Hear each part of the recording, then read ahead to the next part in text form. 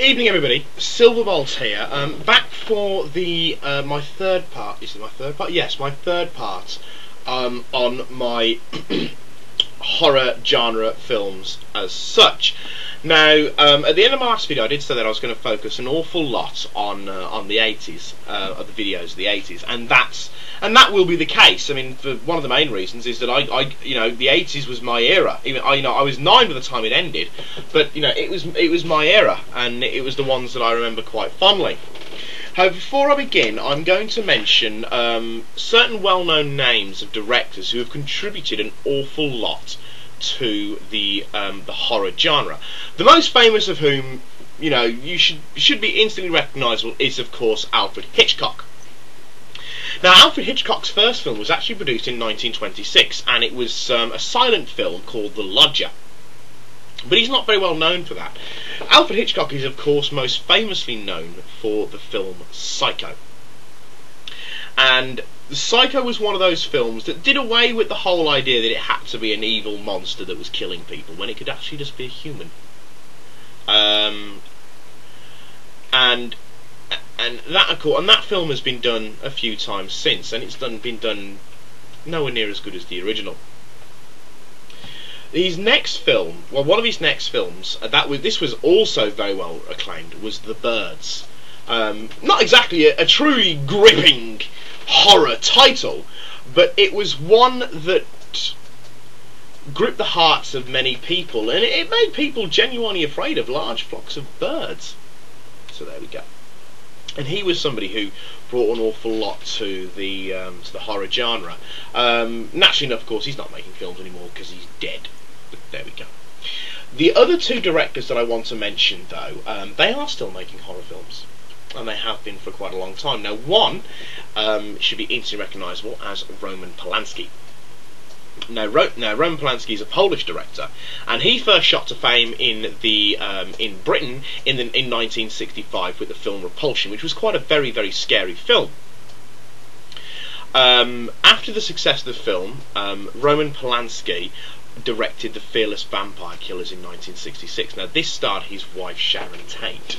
Now, to those of you who don't think about Roman Polanski, Sharon Tate gained her own notoriety in the 1960s because when she was pregnant, she was about 2 weeks from giving birth when she was murdered by the Manson family.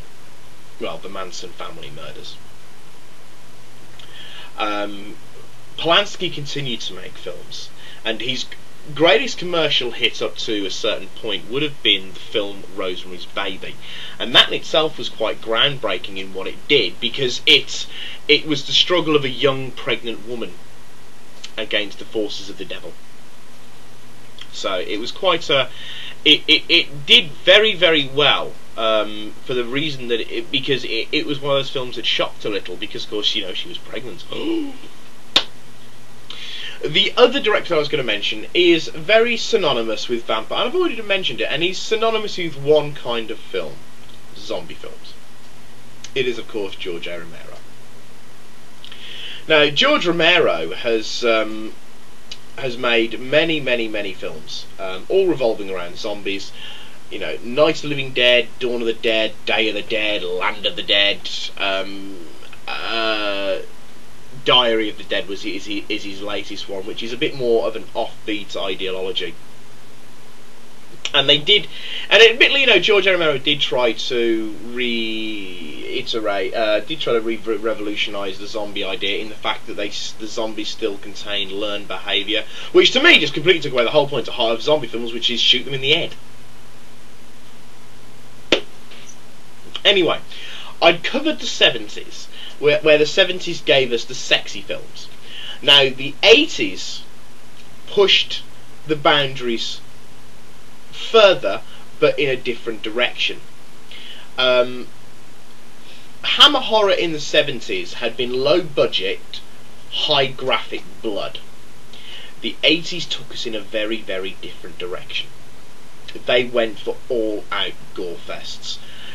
Gone was a lot of the subtle nuances. I mean, one of the things that I will mention in a later video is the whole subtlety in horror films. where it's not what you see, it's what you hear, and it's what you sense, and it's what you think, and it's what your mind gets you to picture. That all went out the window in the 1980s. That didn't happen. In the 80s, it was shove it in your face, down your throat, till you vomited it back up. Gore. That's all we had. And the 80s created an awful lot of the cult classics for pure horror, blood, guts, entrails, parts being ripped off, bodies being ripped off, and it was all done by demonic, ghostly hauntings, monsters, and things like that. So you had things like the Hellraisers, your Friday the 13th, your Halloweens, your yeah, Halloween, Friday the 13th, Hellraiser,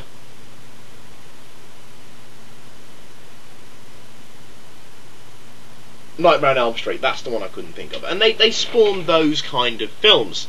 And of course in the 70s you had one of the most famous films that was released, which was The Exorcist, which was, well, for a start, The Exorcist, you know, the whole idea that The Exorcist was based on a true story was, well, it was actually a load of crap, because it wasn't.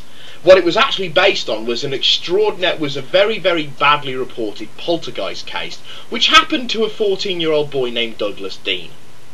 The bed spinning, her head spinning, the green pea soup vomit, the pissing on the floor, the what else did she do? The rather memorable one-liners, the being thrown across the rooms, the bed hopping about the place. None of that happened in the actual storyline. It was a poltergeist that affected Douglas Dean. However, The Exorcist, by claiming that it was based on a true story, immediately threw that idea out the window, and they've been taking that idea and bastardising the whole idea of taking it into a true story till it's completely unrecognisable pretty much ever since. Now, you want to make something scarier? Say it's based on a true story. It doesn't matter how loosely based, as long as it's based on a true story. There we go. It happened on the same planet, it's based on a true story. There we go. But the 80s gave us, I mean, if for those of you who've seen things like Hellraiser, where, I mean, my sister refuses to watch them. She's absolutely terrified of the Cenobites, especially Pinhead. Which is fairly obvious, because Pinhead's the main one. And in 1 and 2, you know, that's understandable. But one of the things that the 80s films started doing was they started to backslip and start making the mistakes that the 50s and the 60s made, where they started producing end upon end upon end upon end upon end upon end of sequels, which were quite bad. I mean, if you compare Hellraiser 1 to Hellraiser 4, or even Hellraiser 3, I don't even think I got through Hellraiser 4 because it was just so stupid. Now, is that the one where there's actually two? Yeah, it is. It's Hellraiser 4 where there's two of him. You know, there's the good him and then there's the evil him, and the evil him's stuck in a door, and it just got daft. You know, and Nightmare on Elm Street did the same thing. You know, it went from being a horror film to being a dark comedy with horror effects. I mean, the Dream Warriors. You know, that was just a violent version of Dungeons and Dragons. So there we go. And the 80s had that, where it would, you know, they wanted to continue shocking people and scaring people. So we'd gone the whole cheap adaptation monster route. I mean, the 1950s were very famous for their films that focused on things like, because of things like the events of the Cold War, they were very famous for focusing on things like radiation poisoning.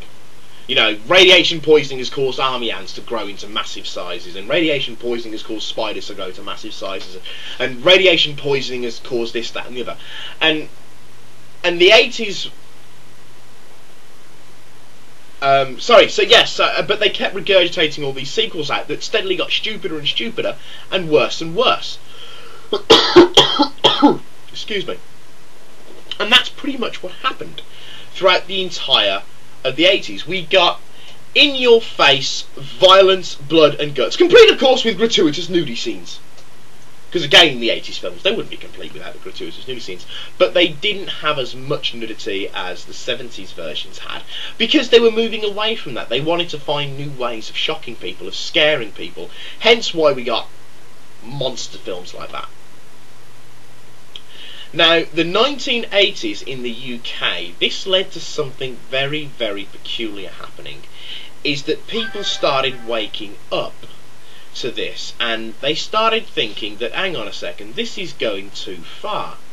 You know, when the videos had been released in the 1970s and people started having home video recorders, you know, VHS players, there was no classification standards at the start, so anybody could watch anything.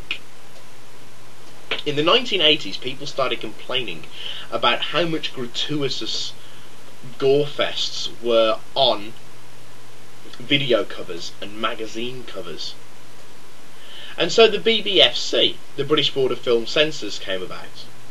And one of the things that they started doing, they did what basically the Catholic Church did in Ireland in the 1930s. They started censoring everything and banning everything in the UK. I mean, now with the advent of the internet, the BBFC, you know, a film that gets banned in the UK, oh well, I'll just download it from America and I'll watch it on the internet. You know, they're pretty much, because of the way the internet is regulated, the BBFC now are pretty much a redundant system. The only thing they can really do is put classifications on there, because if a film that comes out in the UK has 30 seconds cut, well, the chances are the American version won't. So there we go. Now, the Director of Public Prosecutions, who had the power, if they felt that it violated the Public Decency Acts of 1959, which were amended in 1977 to allow for the gratuitous booby shots. Oh crap, I'm nearly knocking my face over. They were amended in 1977 to allow for the gratuitous booby shots. Felt that a film was too much, they could censor it, they could cut it, but they could also prosecute the directors, the producers and the retailers. So in the mid-80s we started seeing films being banned. One of the most, and there was a list of lots of them, and some of them in the UK are still banned. They're still banned. You know, you still can't watch them in the UK. You still can't buy them in the UK. You can watch them on the internet, but there we go. One of the most famous films that was banned under the video nasty scare was Sam Raimi's Evil Dead. Now, Sam Raimi's Evil Dead had a very, very shocking thing in it that was pretty much done away with in the second film. And the main reason why the film The Evil Dead was banned under the video nasty scare, it wasn't because it was zombies, and it wasn't because it was demons, and it wasn't because it was scary voices on playing tapes and things like that. There was one scene in the Evil Dead film that got it banned. The tree rape scene, where the girl runs into the woods, the tree comes alive and rapes her. That's what got it banned. Now, some people might be thinking, well, that's just weird. But bear in mind, we are in the 1980s. One of the most famous things that's come about now, of course, is Japanese animation, Japanese animes, and Japanese mangas and things like that, where things like tentacle rape aren't that uncommon. But in the 1980s, they weren't. Very few animes were imported, and it was mostly only the children's animes that were imported into the UK and America, like G-Force. Guardians of Space. So we didn't see an awful lot of these really strange, perturbing sexual acts. So a tree rape scene was, for its time, was very, very brutal. That's what got it banned. And it wasn't released in an uncut format until 2001. You know, and they did come down very much like a naughty, like a strict father finding that, you know, his two teenage boys have been playing in the dirt. Oh, sorry, say a teenage boy and a teenage girl have been playing in the dirt. And they just started banhammering everything. So many films were just put out, and most of them are fairly well unknown. You know, they've been hidden quite quite well. Films like Evil Speak and Blood Feast and The Boogeyman and Fight for Your Life and things like that. I mean, Fight for Your Life is one that's actually banned outright. It didn't even get a chance to come near the film censorship board. Well, didn't even get a chance to come near for certificate rating. It just got banned straight away. They wouldn't let it out in the cinema because it was that bad. And so the 80s saw us having such a clampdown on all these monster horror films for the simple fact that people were having enough of them. You know, you couldn't watch a horror film without blood and guts and entrails and viscera and ichor and you know, corpses being thrown in your face with such regularity. Now, I'm one of those people that when it comes to horror films like that, gore films don't scare me. They might make me twinge, but gore films don't scare me. House of Wax made me cringe to the point where I still want to pick my feet up off the floor. Which you did as well. I know I did, I'll freely admit that. And we both were wearing New Rocks as well. I know. Both of us wearing New Rocks in the cinema watching House of Wax when they cut his tendon, and both of us just jerked our feet up off the floor. Gore fests as a rule don't scare me. They might make me cringe, but they don't scare me. And I think with films like Hellraiser and Freddy Krueger, for the most part, they didn't scare. They revolted. Now, the effects of the Video Recordings Act would be still being felt today, though it has very, very much loosened up. I mean, one of the most famous films that I believe it's still banned is the Chucky films, isn't it? I don't think they were banned. They were. Oh, they were originally. The first one was. I know Basket Case was banned. What was it called? The film with Chucky in it. Child's Play. Aren't the first three still banned? I refuse to watch them. I think they got re-rated. Did they get re-rated? I think they got a bunch of scenes cut and re-rated. So a lot of them were chopped and cut out, and that, of course, that was done after the Jamie Bolger murder. Admittedly, that wasn't until the 90s, but films like that were censored because of the extreme violence that was in them. But again, those films focused on just freaking you the living daylights out by having just gore and viscera and everything just lying about. And so that really gave us the advent of the gore films. Much of those films now, though, now we're in 2010 and the 80s are, you know, 30 years gone. Well, no, 20 years gone. 30 years since they started. Those films are classics. You know, they're classed as classics. Classed as classics? Anyway, you know, the Hellraisers, the Freddy Krueger films, the Jason Voorhees films, the Michael Myers films. And to some degree, you know what, the 80s actually saw a revival of originality in the idea behind the films. You know, admittedly, you know, they all revolved around the same idea of monsters tearing people apart, but at least they had some originality, which the 70s we'd stopped seeing. Well, the 60s and 70s we'd stopped seeing. All we'd started seeing was them churning out sequels. So the 80s gave us some originality back, and it introduced us to the gore fests. The 90s. Now, the 1990s didn't see much by way of groundbreaking horror films. Though, of course, horror films have never gone away. You know, they've always been around since 1896. You know, they will you know, and they probably never will go away. I mean, there's so many films that have come out that have been put in the horror genre. I couldn't possibly sit here and name them all or go through them all because it just make it boring. You know, me giving a 5-second synopsis of 101 horror films is going to get pretty boring quite quickly. In the 1990s, one of the things that I've already previously mentioned that shocked the world was the Jamie Bolger case. When those two, the word I would use to describe them is not suitable for these kind of videos, but there we go,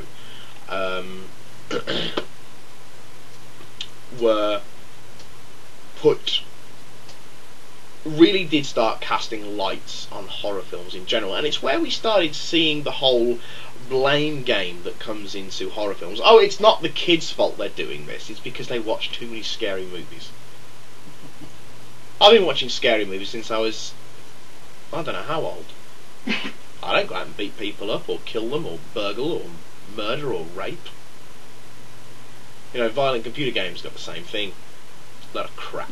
It's just basically people looking for someone to blame. But we can't blame the children. No, not in this day and age. It's not the children's fault. There's always someone else's bloody fault. Well, if you are not going to blame the children, then blame the bloody parents for letting them watch the damn things in the first place. But there we go. But that's not getting. But the 1990s did start to see that, where people started to wake up a lot more to the influence that horror films were having. Now, as much as I will not blame horror films for turning children into mass murderers, or killers, or whatever you want to call them, one thing I will say about horror films that I found has happened is that it has desensitised people. Now, admittedly, you know, looking at films like Hellraiser and Freddy Krueger, you know, it's fairly obvious it's all done with prosthetics. You know, it's quite obvious. But things have got more realistic since then. Now, the 1990s saw two other quite famous directors really begin to come into their fore. Well, Wes Craven had already started, but another one where we started seeing in the 1990s, we started seeing adaptations of Stephen King's films, of Stephen King's books. We had adaptations of The Stand, which in itself is classed as a horror, but it's an apocalyptic horror about religion. So it's about religion, so it's a horror in itself.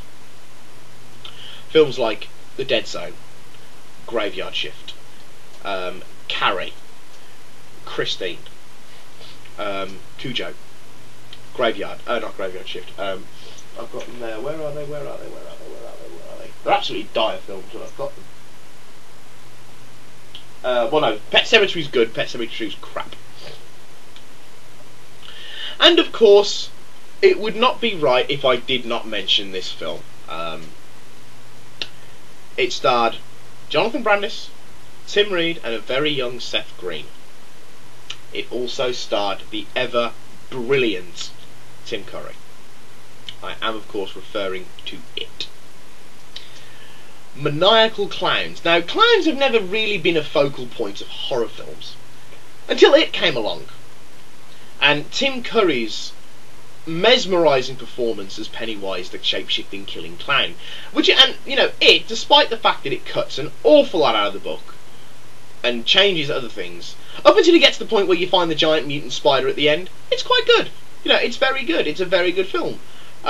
Philly refuses to watch it because he doesn't have clowns in it. My sister refuses point blank to even come anywhere near it because she hates it, because my sister's terrified of clowns.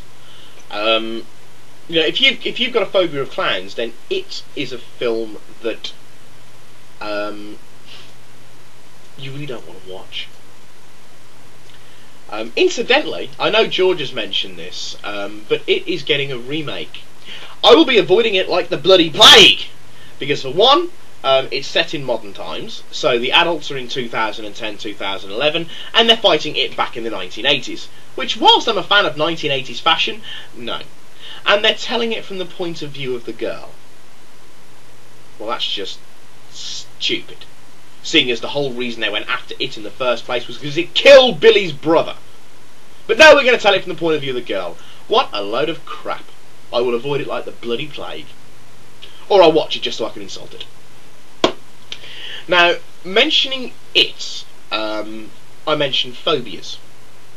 Now, phobias are something that many people have. We all have little things that we don't like or not, you know, a bit scared of. Me, I'm not the biggest fan of moths. I don't like moths. Butterflies I don't mind. Spiders I don't mind. Creepy crawly bugs I don't mind. Just moths. I don't know why. I don't like them. At all. Huh? Wasps are a different matter with me. Wasps I kill on sight, because I hate them. I kill wasps on sight. They get no mercy from me. Like me and ants. The only, even Philly and ants, it's the only thing I'll kill on sight is wasps. Everything else I'll let go. Even moths. Just wasps are evil. But anyway. So films that have been based around phobias. Now usually they're phobias that are very physical. So they're things like clowns, spiders, the dark. You know, something that you can see, something that's tangible, something you can see. You don't really see fear of, you know, you don't really see films about fears of enclosed spaces. Mainly because, you know, film about claustrophobics is only going to really scare claustrophobics. So, when it comes to films regarding phobias, they make great focal films. You know, they make great for horror films, but they only tend to do them revolving around physical phobias, as I said, like spiders. Mainly because it probably takes too much effort for them to actually come up with an actual decent one. Okay, so the 1990s did pretty much pass us by without pretty much anything. It saw the rise of absolutely fantastic films in films like Jurassic Park. Now, Jurassic Park is not a horror, but there is one point in Jurassic Park, and I saw this when it was released in the cinema, and I went for my birthday with my family, and there was one part of that film that scared the absolute crap out of me. It wasn't the T-Rexes, well, the T-Rexer. It wasn't the spitty ones. It was the raptors, and there was one point in that film where the velociraptors terrified me when they realised how to open the door. My mum had to put her arm around me because I was shaking so badly. It terrified me so much. The Grudge. No, not The Grudge yet. The Grudge I'm going to cover in the next one, because it's a different style of horror film than what the 80s and 90s were done, because it wasn't a gore-fest horror. So I was just pointing out films that scared the living crap out of me. The Grudge did not scare the living crap out of me! Yeah, that's bollocks. No, it didn't! Don't you dare do the death gargle. Anyway, yes, I've completely run out of things to say on the 90s, on the 80s and 90s now, because I've covered the video scare, I've covered all the classics, I've covered the everything else. So that will bring me on to the last part of the video.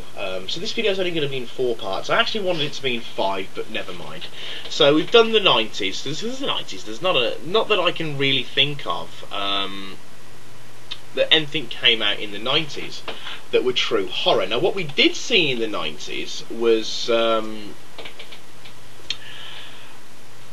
the start of the spoofs. And that was, of course, we saw Scream, and that's where we started getting comedy spoofs. Comedy. They're making a new one. Making a new what? Scream. Oh, piss off! I don't want to see that either. Apparently, they're making a Scream 4. I didn't want to know that. I don't want to see that. But there we go. But that's where they started making black comedies revolving around horror. Right. That's it for this part, for this video. It's probably stupidly long, but there we go. But it was based on the 80s, and the 80s were the best era. Need I say more? The last video will be on the film evolution of genre into the noughties, and how films started to blend, because they needed to take it in a new direction again for horror to be effective, how they started to blend films. So you started getting gore-fest, psychological, booby shot horrors. And yes, I'll come back to that. So for now, this is Silverbolt with a little bit of help from Repellent Found Dead and Philly. Sleep tight, strong breeze.